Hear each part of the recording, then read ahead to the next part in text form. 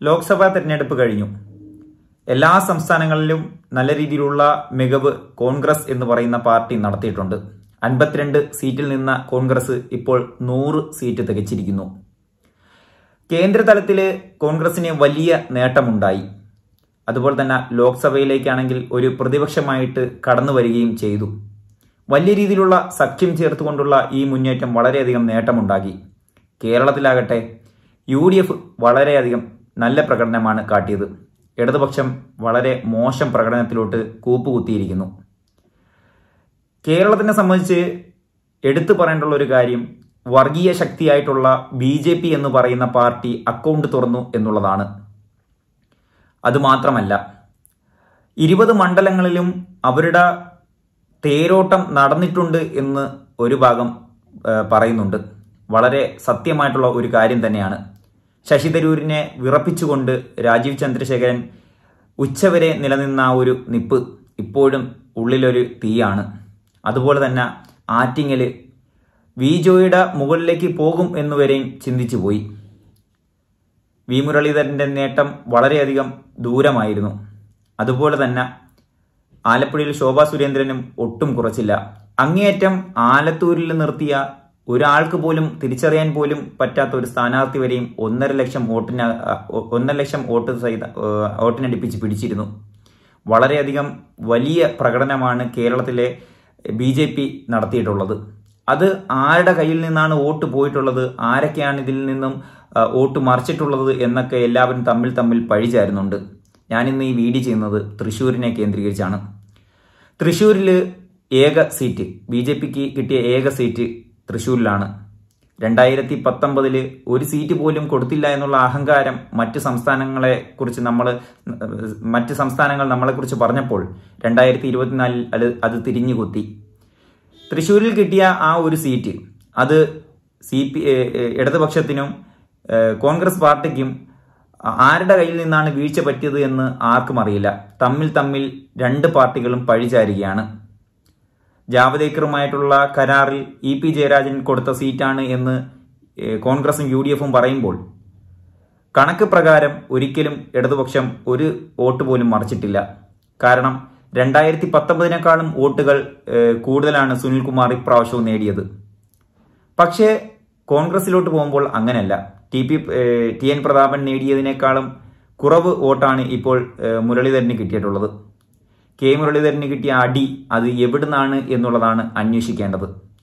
ഞാൻ എൻ്റെ അക്കൗണ്ടിൽ അപ്ലോഡ് ചെയ്ത വീഡിയോ, ഈ ഇലക്ഷൻ റിസൾട്ട് വന്നപ്പോൾ ഞാൻ ചെയ്ത വീഡിയോ, എൻ്റെ പൂർണ്ണമായിട്ടുള്ള വ്യക്തിപരമായിട്ടുള്ള ഒരു നിലപാട്, അത് കോൺഗ്രസ് തന്നെ കളിച്ച കളിയാണ്.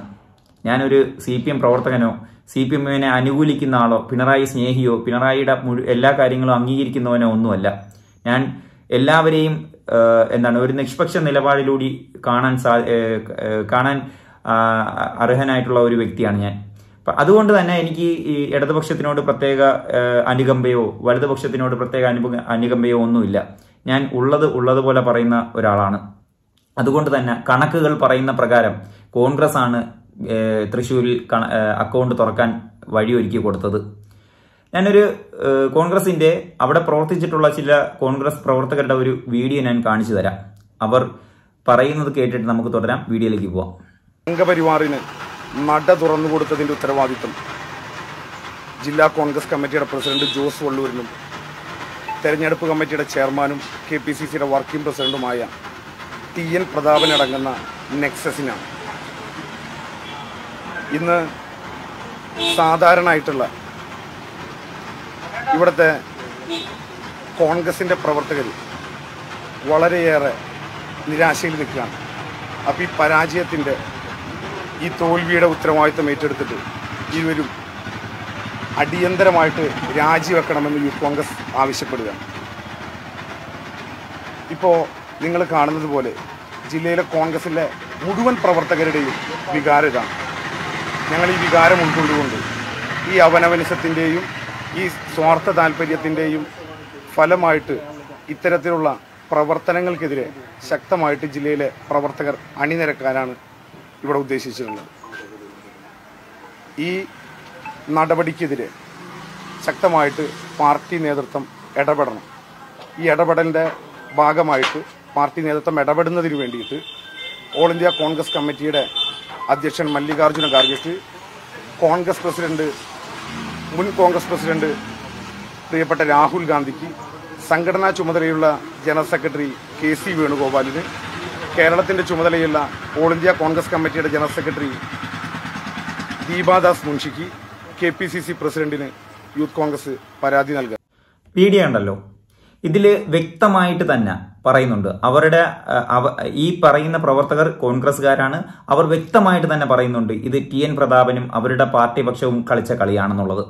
നമുക്കെല്ലാവർക്കും അറിയാം, ഒരു സംസ്ഥാനത്ത് അല്ലെ ഒരു ജില്ലയിൽ ഏതെങ്കിലും നേതാക്കന്മാർ കണ്ടിന്യൂ ആയിട്ട് വിജയിച്ചാൽ, അല്ലെങ്കിൽ അവരുടെ ഒരു ഗ്രോത്ത് ഉണ്ടാക്കിയെടുത്താൽ അവിടെ വലിയ രീതിയിലുള്ള ഒരു ജനപിന്തുണ ആ നേതാവിന് കാണും. അങ്ങനെ നിരവധി സ്ഥലങ്ങളുണ്ട്. നമ്മുടെ കൊല്ലം എടുക്കാം, അവിടെ പ്രേമേന്ദ്രൻ അല്ലാതെ മറ്റൊരാളെ അവർ ആരും അംഗീകരിക്കുന്നില്ല. തിരുവനന്തപുരത്തോട്ട് പോവുകയാണെങ്കിൽ ശശി തരൂരിനല്ലാതെ ആരും അംഗീകരിക്കുന്നില്ല. അതുപോലെ അങ്ങനെ നിരവധി സ്ഥലങ്ങൾ ഇവിടെ നമ്മുടെ കേരളത്തിലുണ്ട്. അതുപോലെ ഒരു സ്ഥലമാണ് ഈ തൃശ്ശൂരിൽ TN പ്രതാപന് വലിയ രീതിയിലുള്ള ഒരു അടിത്തറയും അതുപോലെ തന്നെ നല്ല ജനപിന്തുണയും ഉള്ള നേതാവായിരുന്നു. അതുപോലെ തന്നെ സുനിൽകുമാറിനും ഉണ്ട്. എങ്കിലും സുനിൽകുമാറിനെക്കാളും ഒരു പടി മുന്നിൽ TN പ്രതാപനാണ്.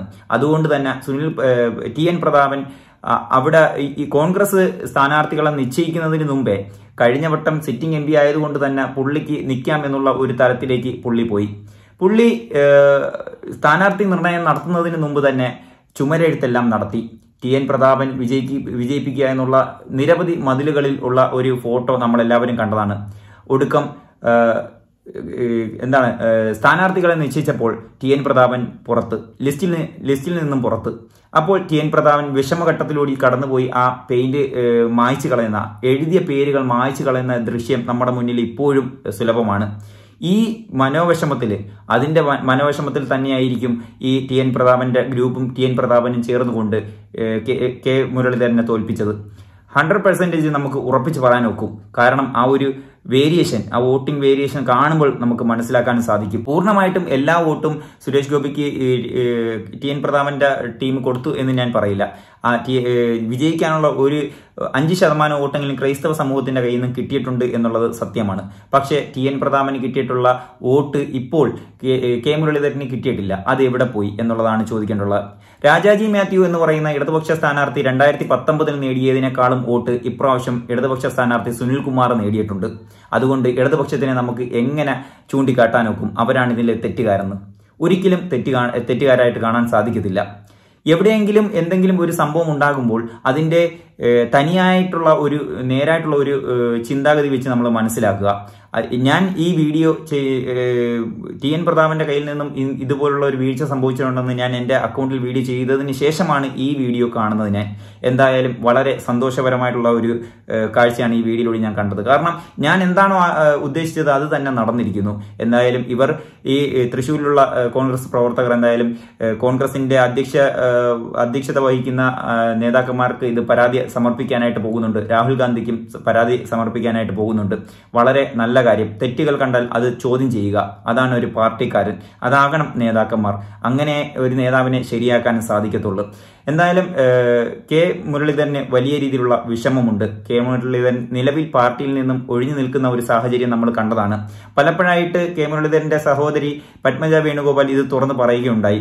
ഇങ്ങനെ പണി തരും എന്നുള്ള ഒരു സൂചന കെ മുരളീധരന് കൊടുക്കുകയും ചെയ്തതാണ്. പക്ഷെ ഇങ്ങനെ ഒരു പണി ഇത് പ്രതീക്ഷിച്ചില്ല. കാരണം വടകരയിൽ നല്ല രീതിയിൽ വിജയിച്ചിരുന്ന ഒരു മുരളീധരനെ അവിടുന്ന് പൊക്കിയെടുത്തുകൊണ്ടുവന്ന് തൃശ്ശൂരിട്ട് തോപ്പിക്കുക എന്ന് പറയുന്ന വലിയ ഒരു നാണക്കേടുണ്ടല്ലോ, അതിൽ പരം വേറൊന്നും വരാനില്ല. ഏകദേശം വടകരയിൽ നിന്നിരുന്നെങ്കിൽ ശൈലജ ടീച്ചർ ആകട്ടെ ജയിച്ചാലും കുഴപ്പമില്ലായിരുന്നു. പക്ഷെ അത് എടുത്തു പറയുന്നുണ്ട് ഈ മുരളീധരൻ. തോറ്റതിന് ശേഷം ഞാൻ തോറ്റതിൽ എനിക്ക് വിഷമമില്ല, എന്റെ ഇടത് സഹയാത്രികൻ വിജയിച്ചിരുന്നെങ്കിൽ കുഴപ്പമില്ലായിരുന്നു എന്നുള്ളതാണ്. ഇത് BJP ആണ് വിജയിച്ചത്, സുരേഷ് ഗോപിയാണ് വിജയിച്ചത്. അതുകൊണ്ട് തന്നെ എനിക്ക് വളരെയധികം വിഷമമുണ്ട് എന്ന് മുരളീധരൻ കൂട്ടിച്ചേർക്കുന്നത് നമ്മൾ കണ്ടതാണ്. വളരെ വിഷമഘട്ടത്തിലൂടെ തന്നെയാണ് ഞാൻ ഈ വീഡിയോ ചെയ്യുന്നത്. കാരണം അതുപോലൊരു നേതാവിനെ ഇത്രയും ഇകഴ്ത്തിക്കാട്ടാൻ കോൺഗ്രസ് തലങ്ങൾ ശ്രമിച്ചിട്ടുണ്ടല്ലോ, അത് വളരെയധികം സങ്കടകരമാണ്. വീഡിയോ ഇഷ്ടപ്പെടുന്നതായിരുന്നു. അടുത്ത വീഡിയോയിൽ ഇനിയും കാണാം.